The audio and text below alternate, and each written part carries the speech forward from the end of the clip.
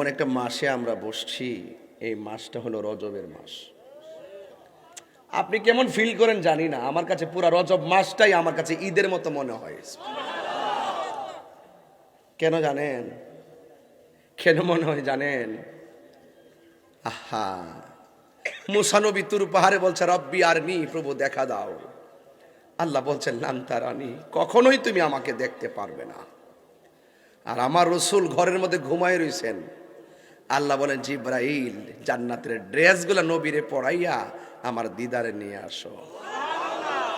What is the difference between Kalim and Habib?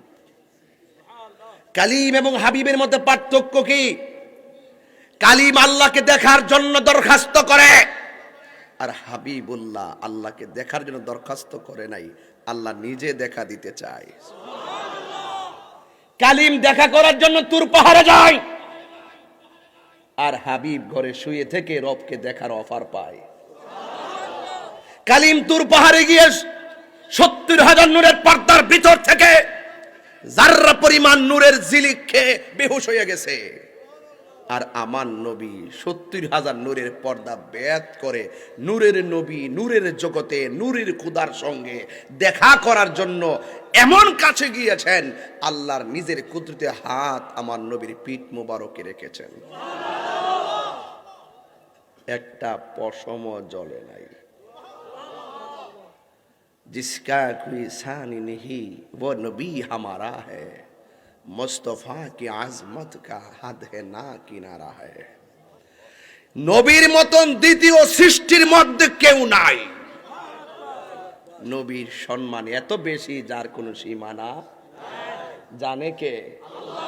তা আপনি কি জানবেন? আপনি কি বুঝেন নবী সম্পর্কে? আপনি যে বলতেছেন নবী আমরার মতো, আরে বাবা, জিবরাইল আলাইহিস সালাম নূরের হওয়ার পরে সিদরাতুল মুনতাহায় যায় কয় আমার পক্ষে আর যাওয়া সম্ভব। আর নবীজি বলতেছে ইয়া জিবরাইল হাল্লাকা মিন হাজাতিন ইলা রাব্বিকা, তুমি যদি যাইতে না পারো আমি রওনা দিলাম, তোমার কিছু চাওয়ার আসেনি রবের কাছে, বলো আমি নিয়ে আসি। সুবহানাল্লাহ বলবেন না? জিবরাইল বলছেন ইয়া রাসূলুল্লাহ, আমি কিচ্ছু চাই না, আমি শুধু চাই আমার 600 ডানা যেন পুল সিরাতের উপরে বিছাইতে পারি। কয় কেন? কলি উম্মাতিকা, আপনার উম্মতের জন্য।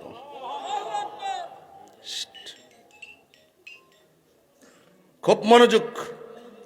আমি কথাগুলো সুর দিয়া বললে 1 ঘন্টা বলতে পারতাম, আমি কেটে দিছি, সময় তো আমি অনেক বিলম্ব হয়ে গেছে, এই জন্য আমি সংক্ষিপ্ত বুঝাই গেলাম। রসুল বলতেছেন জিবরাইল তুমি, আমি কোথা থেকে এসেছি? ব্রাহ্মণবাড়িয়া থেকে। রিসিভ করেছেন দুলাল ভাইয়ের বাড়ি থেকে। দুলাল ভাই আমাকে দাওয়াত করলো, আমার আসাই কই? শরীফ ভাই কই? শরীফ ভাই ওনার আপন ভাই, তুই মাদ্রাসার সুপার।